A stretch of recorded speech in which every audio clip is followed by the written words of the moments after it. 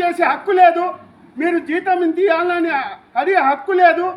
ఏదైతే ఫ్యాక్టరీ వాడు కావచ్చు, కూలీ కానీ ఏది కానీ అధికారి అంటే ఎవరైతే అక్కడ యజమాని ఉంటాడో యజమాని చెప్పిందే ఒక చట్టం అనేది ఒక కార్మికులకు వ్యతిరేకంగా చట్టాలు తీసుకొచ్చింది ఇలా బీజేపీ పార్టీ. ఆ చట్టాలకు వ్యతిరేకంగా మరి మనం పని చేయాల్సిన అవసరం ఎంతైనా ఉన్నది.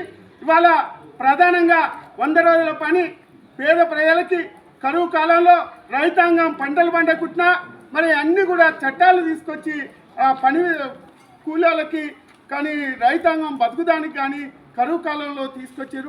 ఆ చట్టంలో పనిచేసే 100 రోజులకు సంబంధించిన పని చేసే వాళ్ళ కూలీలకి డబ్బులు ఇస్తలేదు. మరి దానికి ఉన్న సార్లకి అంటే కొలుసుకున్న వాళ్ళకి కావచ్చు, ఎంత దాని బిల్లులు చేసే వాళ్ళకి కావచ్చు, ఆ శాఖకు సంబంధించిన ప్రతి ఒక్కరికి కూడా దానికి సంబంధించిన నిధుల్ని కేటాయించకుండా పక్కతో వాళ్ళు పట్టించి ఎంత నీరుగార్చే పరిస్థితి కేంద్రం ప్రభుత్వం చేస్తోంది.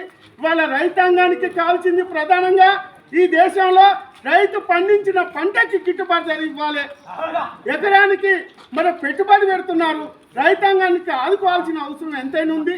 ఇవాళ మొత్తం కూడా ప్రైవేటీకరణ అయింది. ఇవాళ వైద్యం విద్య మొత్తం డబ్బులతో అదవుతుంది. వైద్యం కూడా ఫ్రీగా ఇవ్వాలి, చదువు కూడా ఈ దేశంలో ఫ్రీగా ఇవ్వాలి. ఈ పెట్టుబడి పెట్టి ప్రజల్ని దోసుకునే పరిస్థితి ఈ ప్రభుత్వాలు ఉన్నాయి. ఈ ప్రభుత్వాన్ని మనం ఎలాగా చట్ట పద్ధతిలో పోరాటాలు చేసి కొమ్ములు దింపాల్సిన బాధ్యత ఎంతైనా ఉన్నది.